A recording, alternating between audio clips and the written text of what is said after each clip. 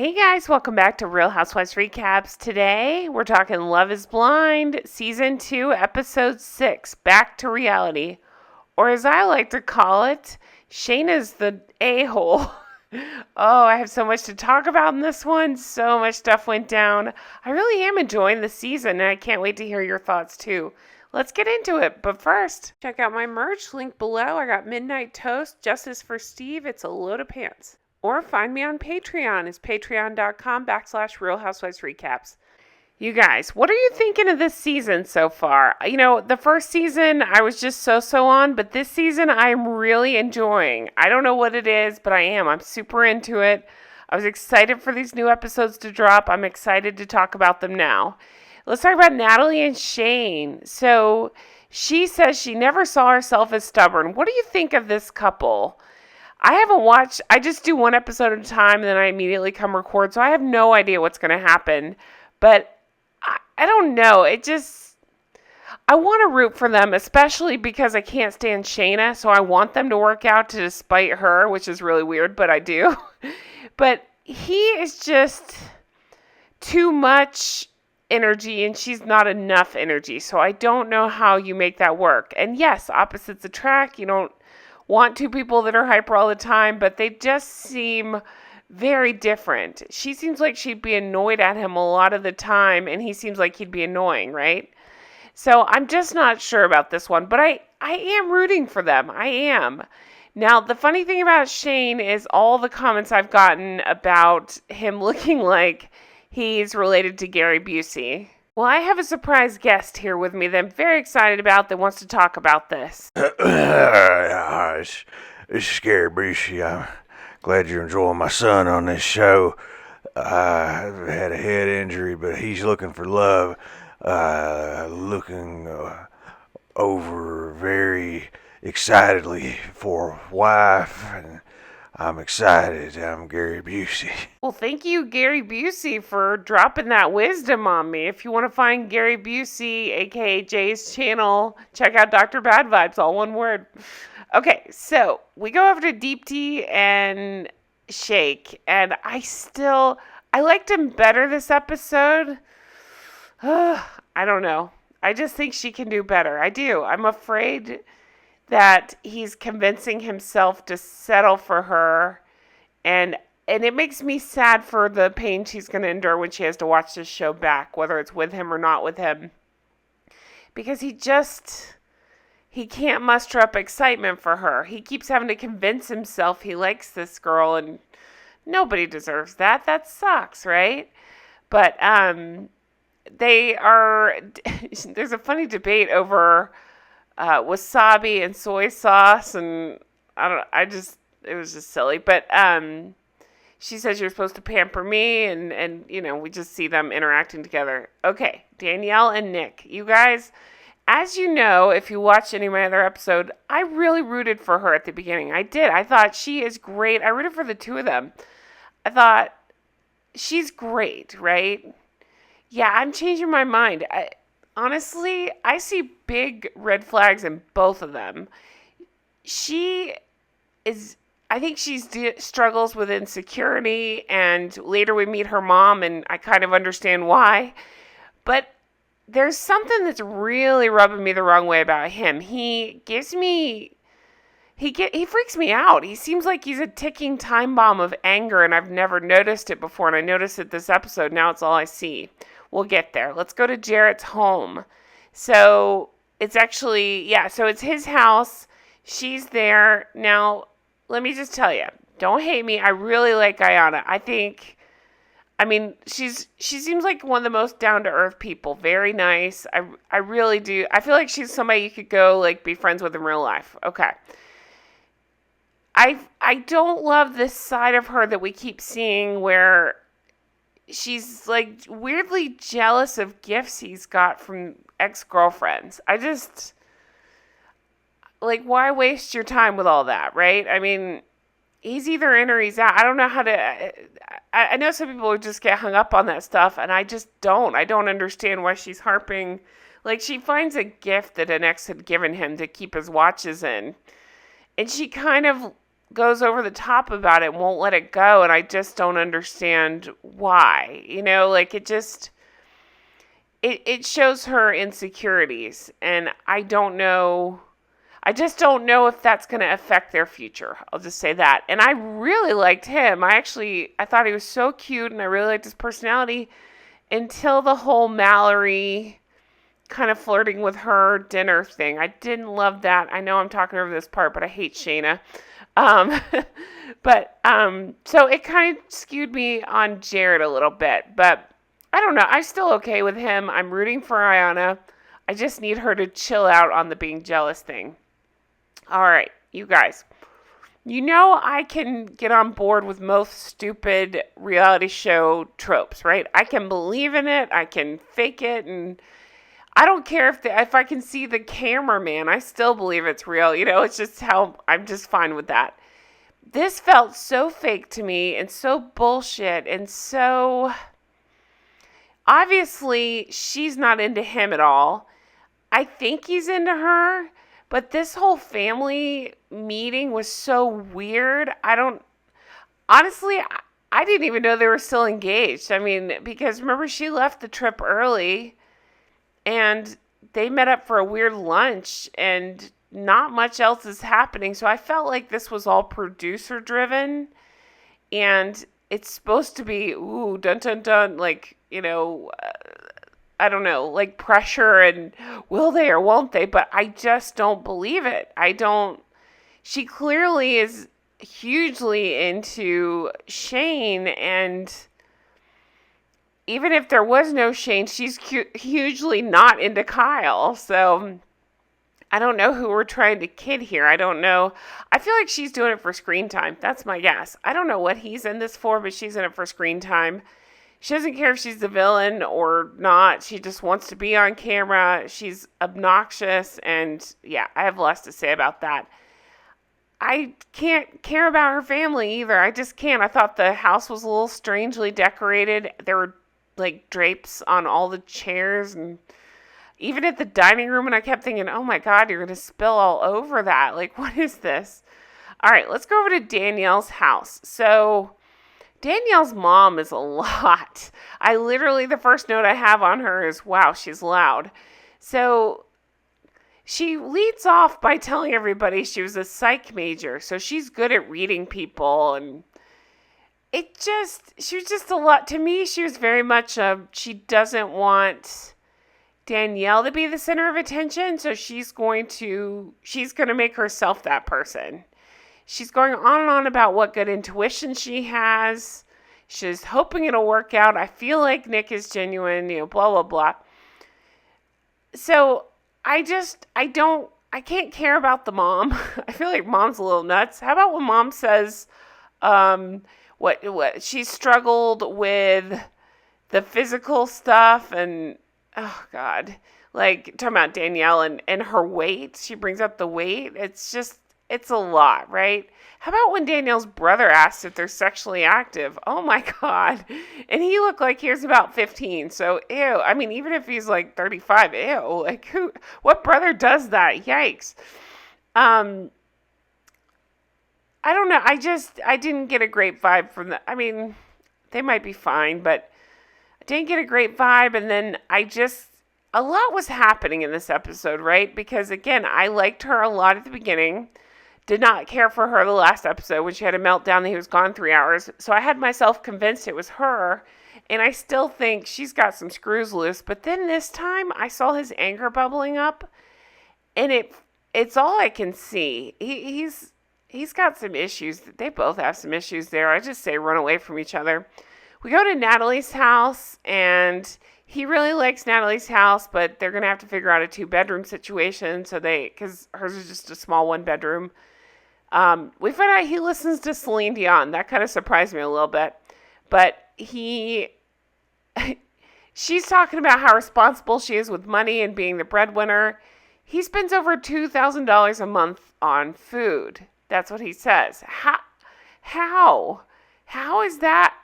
How is that a thing? That's a lot of money. Wow. I can't wrap my head around that. I got to figure it's alcohol. I don't know what that is, but he doesn't believe in 401k. She does. He likes risks. So I'm thinking, like, these are kind of big deals. Like, it's fun to have a quirky personality, but to have fundamental beliefs and differences like that, oh, you might want to figure that out before you get married.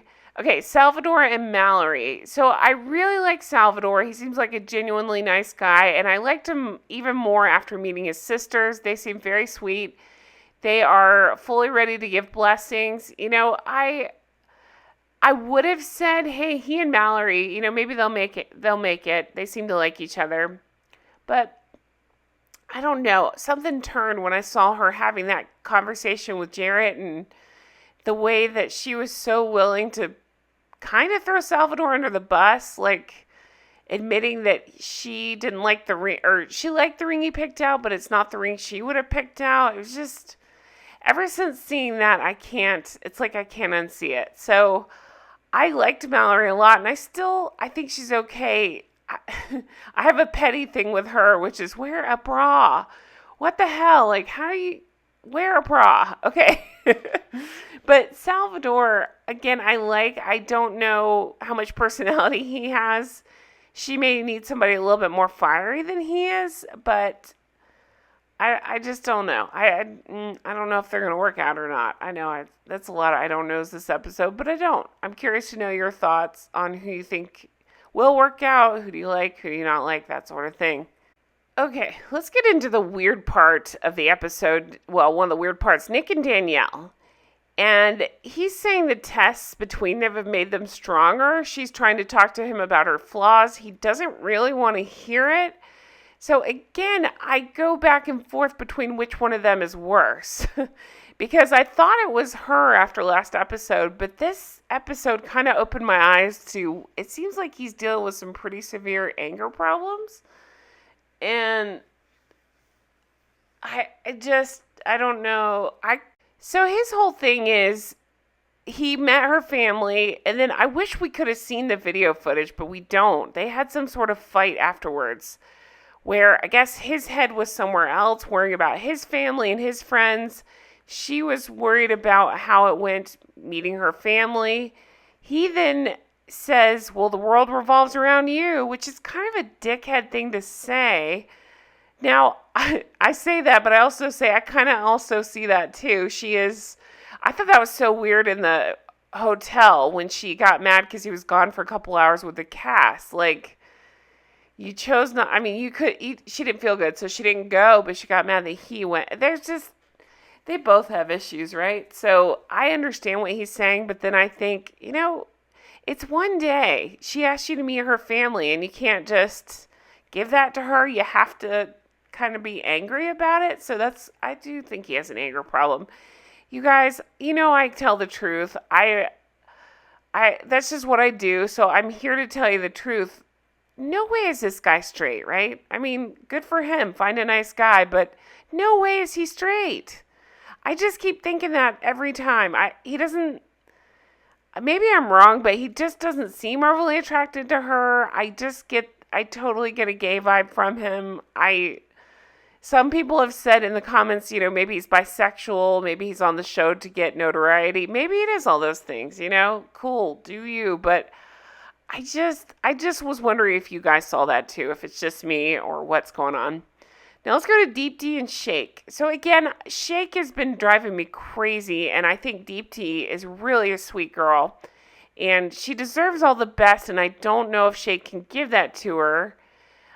I did like him better in the scene. He seemed to be very good with her family, and the way she was talking about how strict her family was, I didn't know what to expect, but I actually really liked her parents. They seemed very sweet, and I don't know, they seem happy and nice, and they seem happy for her, and I like that they said, as long as she's happy, we're good. And, I like him better now, but I worry about how is this going to work after you've had to convince yourself over and over to be in love with this girl. Maybe it's not to be in love with her, but to be attracted to her. I just keep thinking about how bad that's going to hurt her to go back and watch. It would hurt me. That sucks. Nobody wants to hear that. Okay, let's go over to the annoying couple, Shaina and Kyle. So again, very producer driven, I felt. He brings up moving in together, and I thought, how are you going to move in together if there's like no chemistry or sparks, or like she's barely giving you the time of day? She is bringing up their fundamental religious differences. He thought they were past that, and to me, none of it makes any sense. I'm going to chalk this up to producers saying, this is what you got to do. Neither of them are on the same page. It just doesn't make any sense at all. And he seems like a nice guy. I mean, he can do better as far as personality. I don't find him particularly attractive, but who cares? He's a nice guy. She has nothing to offer. I mean, she's good looking, but I think her personality ruins it. So I don't know what's happening there.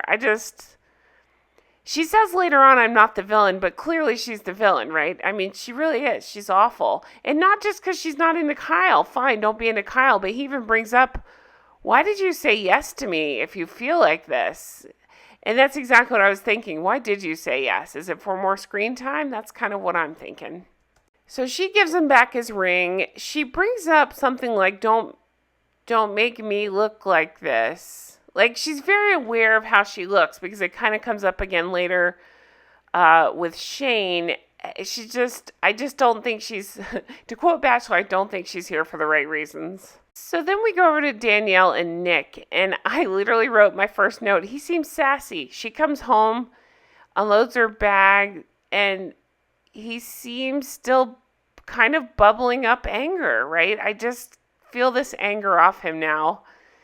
And it makes me uncomfortable. I just don't like it. But they're kind of passive aggressive with each other. Like, how are you? Terrific. Well, you don't sound like you're terrific. It's just a lot. They talk about the things that were said the night before and how important it was to her meeting the family. And he says he wishes he could take it back. And again, it's coming up that they don't communicate well. She says that she loves him so much, but she notices their communication issues. I would totally agree with that. They both seem to suck at that. So I don't know how you fix that, but it's interesting to watch. They kind of make up here. They hug. They say, I love you. You got like 12 hours to figure this out. Okay, so 15 days till they get married. All the groups meet up. There's some that we really didn't get to see in the pods that didn't get engaged or show up to this event. And we still don't get to see them here. We get like 1 second of screen time. That's it. We get a group of screaming girls. Mostly screaming is Shaina. So remember, Shaina has not met Shane in person because she went home early for the vacation. So Shane is laying eyes on her for the first time. So we find out, so Shaina wants to talk to Shane, and this is where shit gets crazy. We find out Shaina offered to set Natalie up with one of her friends if things don't work out with Shane. So, what? I mean, she's clear. She just wants Shane, right? It's like, I don't even think she likes Shane that much. It's more of like, she's the cute girl that is not used to being rejected, and he kind of rejected her for somebody else, so now she feels like she needs to chase him. So we find out she's doing crap like that, and then when they sit down and talk, her in this stupid hat, so much stuff going on. I hate this hat. So much stuff going on. P.S. I'm sorry, but this is why I think Nick probably likes guys. He is like, girl, like having girl talk with her and riling her up and trying to get her pissy with Natalie and then stepping back and watching the bomb go off. So Dumb Hat starts talking to Kyle, and she is doing that weird, it's like she doesn't know how to be a human. So she's talking to him and trying to convince him she's the cool girl, and she's kind of flirting with him. And to me, the way I read it is, it seemed like when he wasn't receptive to that, she gets mean. It's very weird. It's mostly a one-sided conversation where she's talking, and it's just a weird dynamic. But he does say, like, something's pissing him off. Why did you try to find Natalie a guy? And this is where she loses her mind. She said, where did you hear this?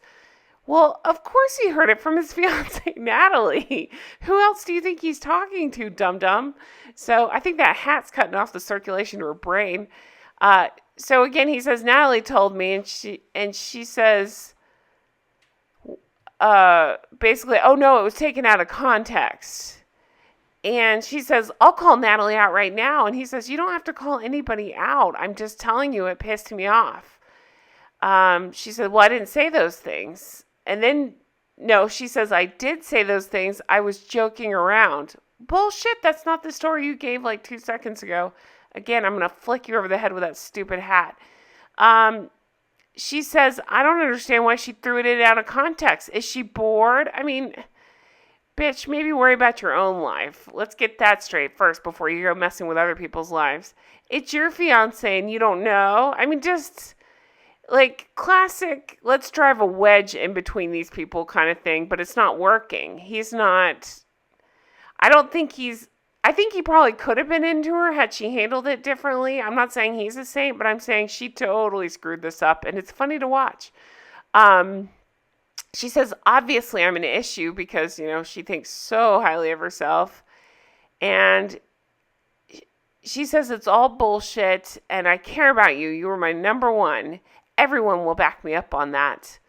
And it's just so weird. She then tries to say that she's shy and, playing coquettish under her hat. It's like, no, you're definitely not that.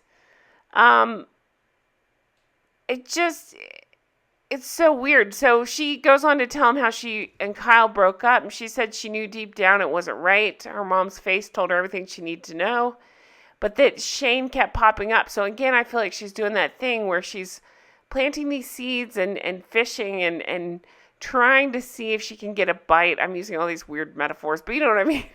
Like, she's trying to see if she can get him to flirt back and see if there's a chance. And when he's not interested, she can be like, oh, it was a joke, or no, I wasn't throwing myself at him. You know what I mean? I'm thinking reunion and stuff. I think she's the worst. She's telling him he's not compatible with his fiance and uses the word relationship in quotes. And I just think it's so rude and disrespectful.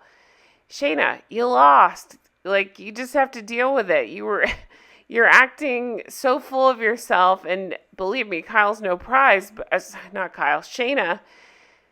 Wow, I'm mixing all my words up. Shane is no prize, but sweetheart, you are no prize. Like, I'd take Natalie any day of the week over Shaina. Jeez. So that's how the episode ends. I'm still enjoying the heck out of this show. I hear myself. I sound like I don't like any of them. I do. I like watching it, but again, Shane is the worst. So it's interesting to see her spiral. I wonder if we'll see any more out of her since she and Kyle broke up. What else is there to show? I'm sure the producers will find a reason to get these two together. But yeah, it's interesting. I'm really enjoying it. I want to see where else this goes. Really want to see what happens and who ends up together. I have my predictions. I'm curious to see if I'm right. Let me know in the comments what your thoughts are, if you're enjoying the season, who you like, who you don't. And I will talk to you guys again soon. Thank you so much for watching. I really appreciate it. If you're into Patreon, check that out. And I will talk to you again soon. Bye-bye.